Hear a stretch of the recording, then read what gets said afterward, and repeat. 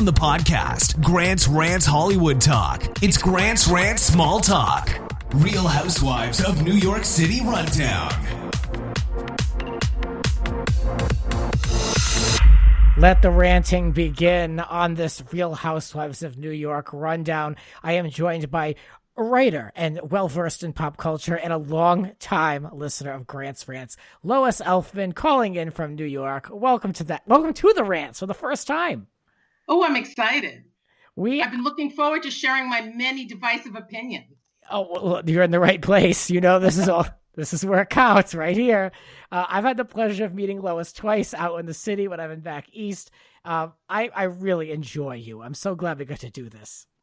I'm really happy because I have many feelings often about the housewives, and I think this is a perfect place to vent them. It is. There are really no rules. We're here to celebrate the show and also be a little critical, as always. So here we go. It's season 12, episode 4. Ain't no party like a Hamptons party. Not crazy about the title, and it kind of mixed about this episode. I mean, it was entertaining. I'll just give us some top line thoughts, but also there wasn't much happening. It was okay, but it was a little filler for me. It did kind of feel sort of, I want to use the word obligatory, like we've got to show them going to Ramona's and acting up. But I do also think that it showed sort of the generational differences. And I am really happy that Leah said what I think we've all felt about Sonia is it's time to move on. For as long as we've known Sonia, it's been time to move on. I mean, she's not living the life that she had once lived. It was a spectacular life, but the yacht has sailed, as Leah said. Yeah, that's true. We saw a Tinsley Sonia kind of rabbit hole moment with digging into the past. Who had lots of businesses. Sonia said she was busy gardening. I mean, I don't know what was happening. But more of the same with like, we can't move on past these men. I want to see these women get past the men in their lives. Most of them are to a certain extent, except for Ramona, who at least at the beginning of the season is completely obsessed. She said it out loud. I want to find another partner. Because in all my life of going and visiting people, I have never had the host leave in the middle of the party, so to speak, to go to another party. The thing I wrote down is Ramonas FOMO makes me like uncomfortable. She's anyone who would leave her own guests, people staying in her house, unless they're like guests for an entire season, then of course everyone comes and goes. But if you're serving your guests dinner and they've asked you that we not go to another party, and then she just leaves them like, hey, entertain yourselves and clean up, please. I'm going to find a boyfriend. That was... Yeah, and this was after she said like, oh, you guys are the most important friends in my life. And I was like, okay, well, only important for the next 4 hours. I found that she perpetually frustrates me, and I felt that was just, I mean, it makes for very entertaining television, I realize, but when you're looking in the context of you have guests at your house, can you imagine Dorinda, while she's entertaining everyone at Bluestone Manor, goes, oh, I got to go to another party down the street. You all have fun, clean up after yourselves, and I'll see you tomorrow. You know what, Lois, I don't trust anybody in my house like that, especially unsupervised, for obvious reasons. As you can see, not everybody can be mature and handle and respect someone's house, as we'll get to later on. But I don't respect, I mean, I can't trust anybody like that. I wouldn't be comfortable. I wouldn't even enjoy the party if I left knowing there was a camera crew and 6 drunks in my house. No way. I want to jump to the first thing of this episode, though. LuAnn, the violins are out in the first act because she doesn't feel considered. She's really hurt, but not that hurt because she's right back on the tennis court like nothing happened. So really, kind of a letdown as far as we were left with this to be continued cliffhanger, and it really amounted to absolutely nothing. It was sort of just for like a little drama, but really she's not going to pass up a lovely tennis game or a dip in the pool. She just has to complain. It just seems kind of ridiculous. One thing I would say is I would love that lower level room, my own privacy, my own bathroom. The only thing that did irritate me was Ramona's unwillingness to adjust the air conditioning. I don't like it super cold either, so that part was not so nice. And also, if you have someone who's not trying to drink, you really shouldn't put them where there's a fridge stocked with beverages right. that are other than sodas. Some people they just don't think. You wonder how they get to where they are. And Ramona is one of them for me. It's obvious things that seem like people would be able to identify that she doesn't, yet somehow she's got all these friends in multiple homes and all this money. I can never figure her out. I need to stop trying. I still can't really understand. I did not watch the show on a regular basis in the early season, so I have to admit I don't really even understand where her money came from. She says she made it herself, but then she says she was a buyer at Macy's. I must confess I'm roughly around Ramona's age, a few years younger, but I had friends in college who went through those training programs, like being a buyers at Macy's. You certainly weren't ever making enough money that was going to buy you a home in the Hamptons.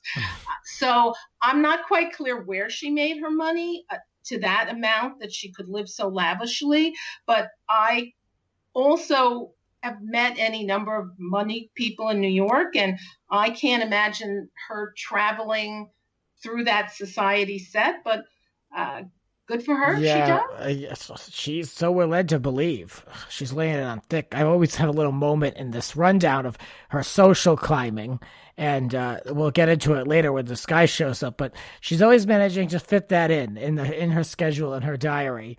But first, I want to mention that there was this tennis instructor that showed up and 2 dog groomers, and LuAnn made the most of both visits, to say the very least. Classic Real Housewives of New York.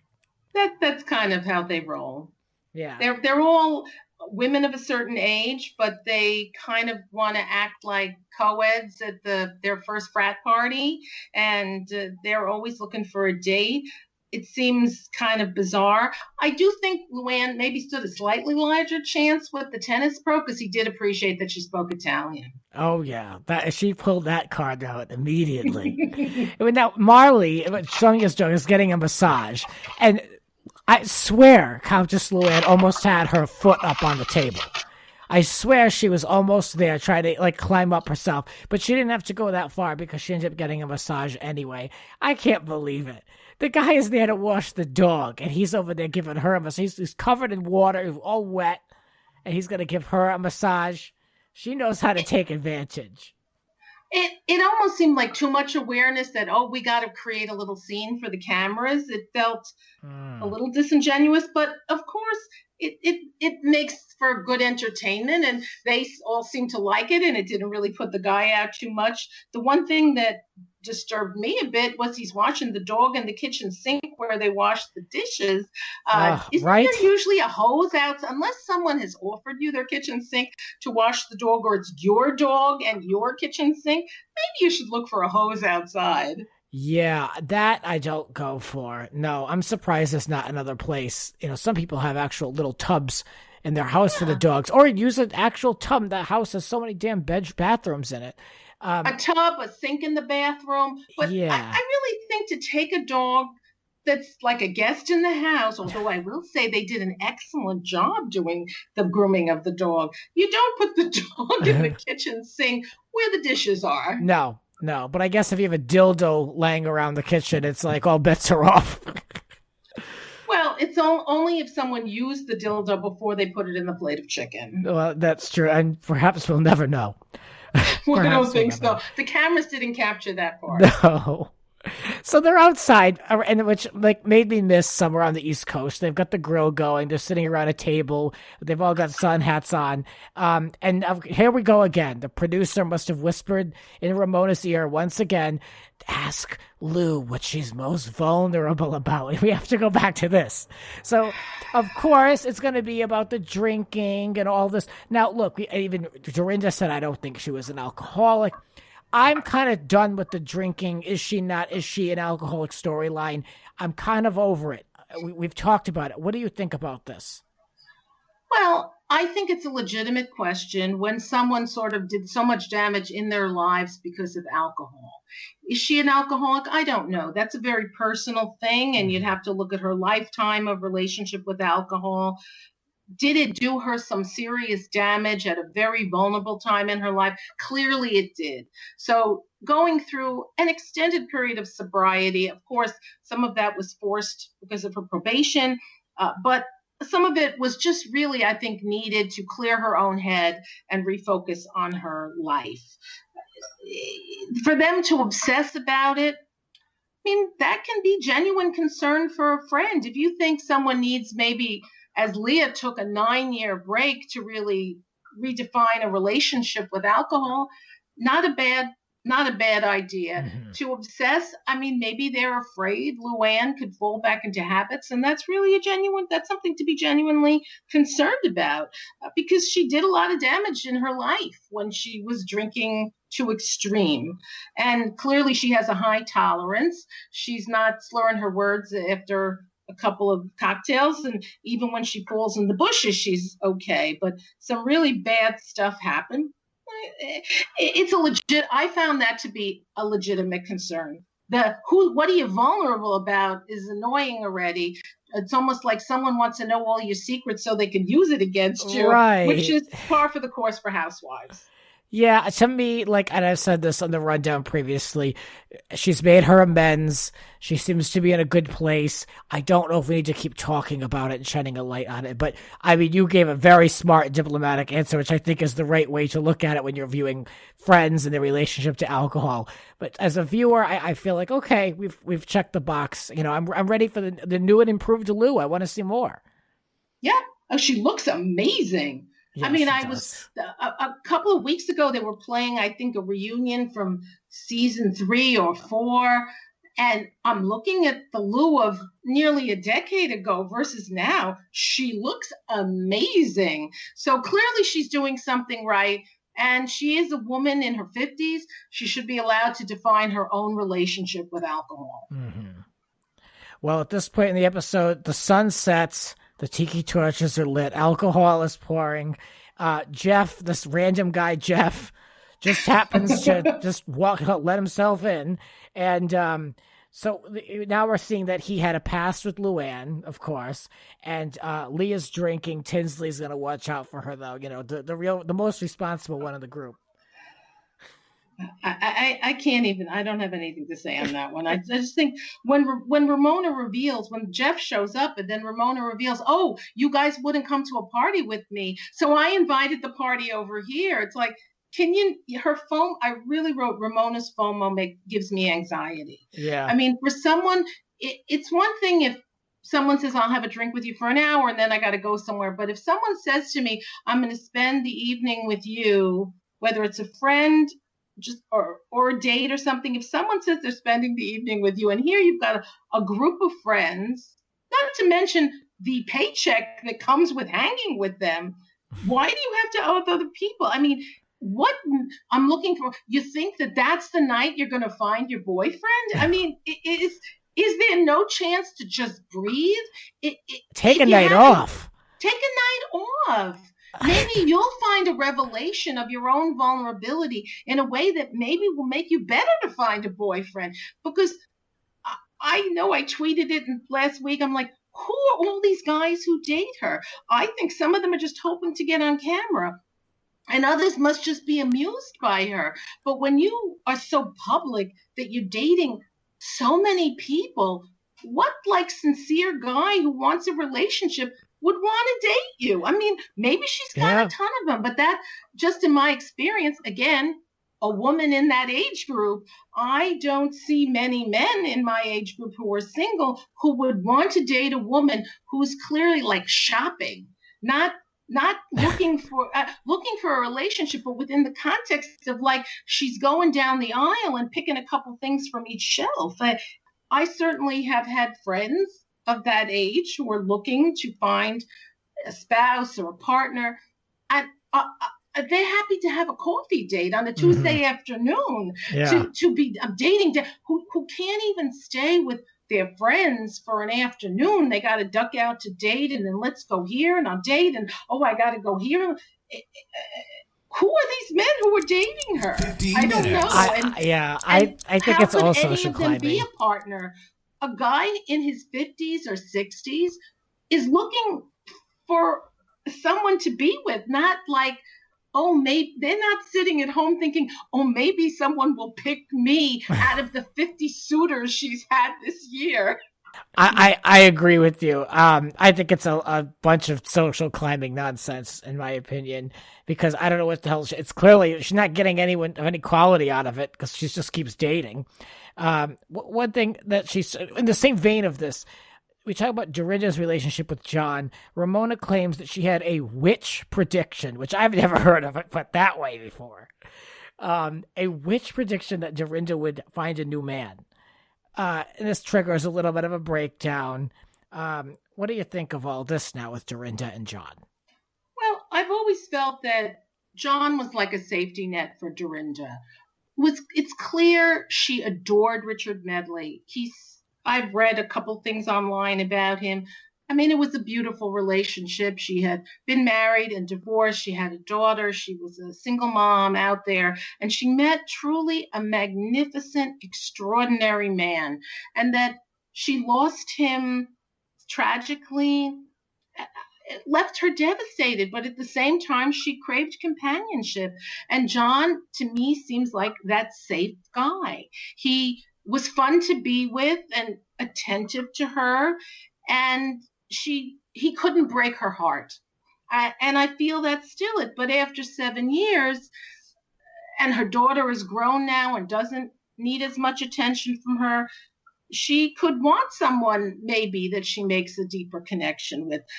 All that said, while I do think John is not a long-term partner for Dorinda, I do think that it's not Ramona's place to talk crap about him and say in front of Dorinda, she'll have a new boyfriend a year from now. I mean, it's not a friend's place unless John is abusing her, unless she's saying how horrible he's been, how badly he's treated her, which is the absolute opposite of what Dorinda says. She says he doesn't know how to take care of things the way Dr. Medley did. But I've never heard her say, he's, told me I looked ugly today, or you're old. I mean, only like he's been there for her as best he can be. So for Ramona to yet again talk crap about him, I found that very, very disrespectful. And then you've got Ramona trying to channel like a Bethany, it's about Tom moment. She's over there now looking at her going, well, what would you say if he went out and gave girls his number? Because that's what he's been doing. I know that's what he's been doing. And it just didn't hold any water with Dorinda. Like, that wasn't the reveal, I think, that she wanted out of that moment.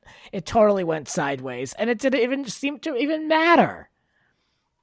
I think that she knows him, and the sort of insinuations that she doesn't know him or what his thing may be is really disrespectful to her. But is it true? I don't know. Maybe it's true in terms of it being a third-hand story, but is it true?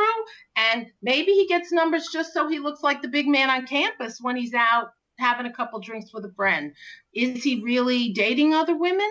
I don't know. But if you think he really, really is, that is something you say to a friend in private off camera. So I think that he's a guy who likes to go out. It's true. As Dorinda says, he's never been married. He is a guy who just likes to be out and about. Maybe part of that is just posturing and like, give me your number. Or maybe he is fooling around behind her back. But that's I have a feeling whatever it is John's doing, Dorinda's well aware of, and not for to like mock her, or that's not nice. Well, I want to know what Leah has against these tiki torches. She's like, did you read the news? Is it something political? Now, it's come out this week that she's written for, I believe, Meghan McCain's husband's website. Yeah, and she's a lot more conservative than we think. Conservative. I did talk about this last week where I thought she was more on the liberal side. I also said that they were at a Trump fundraiser. That was incorrect. I misread the Page 6 article. They weren't, but I thought that out of all of them, she would be the most left-leaning. Apparently not. So I'm wondering, what's the deal with tiki torches? What is this? Some WikiLeaks stuff? What is this? I have no idea. Maybe she just thinks they're tacky, but I have to be honest, fire scares me. I'm not someone who would ever light a lot of candles. That I'm always nervous something will catch fire. So when she threw them if she had thrown them into the pool is one thing, but she threw them into the grass, and that really freaked me out a little. That is a good thing that there wasn't any serious anything that arose out of it. I don't know. I mean, maybe I think it's like maybe you think you're an episode of Survivor or something, or it was very tribal. You just think it's too tacky. I don't know. I'm gonna have to call up my grandmother, Granny June, and ask her what she thought of the vagina wings, the vagina tattoo wings. Is that she had wings on either side of like her? I don't know. Yeah, that's what it looks like. That's colorful. I think that makes more sense than getting your name tattooed on your butt. So I actually thought that was kind of a creative interpretation. What do you need your name on your butt for? But people do a lot of things when they're young sometimes, and they're silly. Or I believe many a tattoo has been gotten in a moment of recklessness. So let her either keep them and live with it the rest of her life, or try to get them removed, or perhaps do something a little more tasteful, maybe just some flowers over them. Change it up a little. Yeah, I mean, I've never heard her say such a thing in my life. There, like that far low, but whatever. Who am I to judge? Meanwhile, I will say though, Sonia has resurrected these comments with Elise, who I'm still kind of eyeing. I don't know how much we're going to have to deal with her. I'm curious. But about Sonia being an accessory, I can't believe they brought this back up, but it triggered quite the argument. What do you think of this? Well, I mean, it's a legit thing to say to someone who married a man more than 30 years older than her. And I wrote, and I didn't write what the good line was. I was making notes, and I wrote, Elise finally has a good line. I mean, I think that she's just stating what most people think. And it seems kind of snippy, because who knows why and how she got together with her, I believe it's ex-husband now. I mean, I do think Sonia always likes to paint herself as some great love with her husband, and they were partners. I mean, he was a rich, much older man. Right. And she enjoyed the benefits of that richness. So that's it. I think Elise just wants to try to insinuate herself in some way. But if people say that Builder Barb didn't really fit in with the group, here Elise feels very forced to me. But maybe she'll contribute something else going forward. Yeah, I mean, so far she's just kind of there. I liked Barbara. It's too bad that we don't have her, but we'll have to see where this one takes us. Sonia mentioned something about being in the Blue Book. What the hell is that? I think that's a society register. Oh, okay. See, that's a world I do not know. Okay, but is she still in it now? Because she's not married to the family. Don't you get erased? No, but she's the mother of a descendant of the lineage, so she may still be in it. I haven't really heard a reference to that in quite some time, but there are sort of records in society circles, and she was wed to one of the great scions of America and American society, and she did give birth to a child who was part of that Morgan lineage, so she may still be in it, mentioned as the mother of her daughter. Mm-hmm. Then she filmed a scene sitting on the toilet, so I don't know how the Blue Book would feel about her going forward. That's true. That's just, she's on the toilet and Leah's yelling at her, "Let go of the last name." That to me, I'm not into toilet humor and stuff. Now, I'm all for watching Housewives. I like to see the upper crust of the world, or so we're led to believe. But I definitely don't need to see anybody on the toilet. That to me was not a good look for anybody or the franchise. I would agree.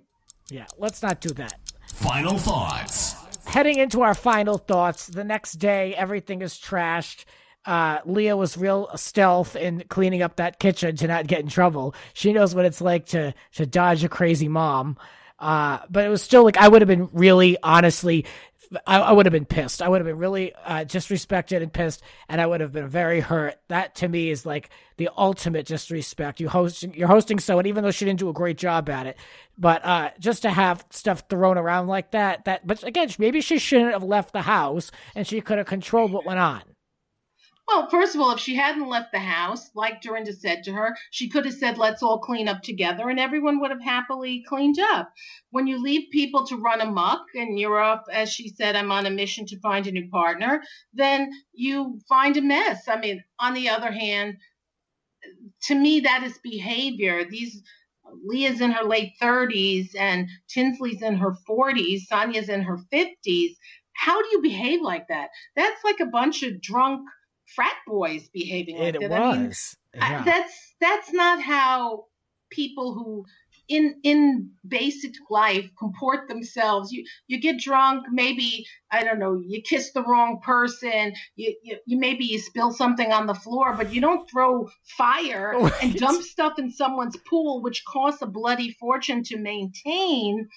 Leave plates everywhere, and I mean, I think the vibrator was just put there for effect, but I mean, that's the behavior I would expect. Yeah. A bunch of 20-somethings who've never been in the home alone with their parents' liquor cabinet open. That's not behavior that people in their 30s, 40s, and 50s should be conducting. Yeah. But at the same time, I would say, Ramona, when Dorinda said to everyone at the table at Bluestone Manor a few years ago, I gave my housekeeper the night off, so we're carrying all our own plates to the kitchen, and Ramona just left hers, and then in a drunken stupor tore, I believe it was the production lights off the wall, and didn't even really apologize for it. I think, Ramona, you have nothing to be that upset about. Mm-hmm. But me, as someone who would never do that, I was pretty disgusted to see, especially, like I said, I'm scared of fire. It makes me very uncomfortable. So you don't throw a lit thing that had fuel in it and all that stuff. That's really not cool. And I don't think I would really get that trashed in someone's house unless the host was home. So, Leah did the nice thing to clean up the kitchen, as they all should have, but then I think it all would have been different if the owner of the home had stayed home the night before. Yeah, that probably would have been the right thing to do. My final thought of the whole thing is I'm ready for the housewives to go back to New York. I like that they're out there in the Hamptons and they're under the same roof, but I've seen enough now of them eating and drinking. I'd like to go back and see what their lives are like in the city. That's one thing that a lot of the housewives, in my opinion, have strayed away from. It's so much of the eating and the drinking and the meals. I want to see a little bit more about their life, so I'm anxious to get back to the city next week. I think it's time, and of course, as the show Sex and the City showed us, the city itself can be a character, and I would love to see them make the city more of a character. Of course, filming is an issue, but it's fun when they really take the viewers who don't live in New York, as I do, and take them into the experience of being in this city and just enjoying all the different things it has, and making that part of their storylines also. But I see they're going to Fashion Week, so we're double dosing Fashion Week, because the Beverly Hills Housewives began the season at Fashion Week, and now New York Housewives are going to give us a little Fashion Week next week. But that's a real New York event. Yeah, well, it's about time. Good. I'm ready for that. I will catch the New York Housewives version of Fashion Week. I think I'll skip the Beverly Hills version. That's just me. But we're at our time. But thank you for ranting about New York Housewives. I loved it. Thank you for having me. Quick and short, and I hope that those listening will let someone know that we're recapping this show over here if you're listening. There are a lot of recaps out there, but ours is 30 minutes or less. It's a quick listen. It's a different take, and I hope you'll spread the word. My thanks to Lois. Thank you again for calling in. My pleasure. This has been Grant's Rant Small Talk. Real Housewives of New York City Rundown. Want more? Join the full conversation on Grant's Rant Hollywood Talk podcast.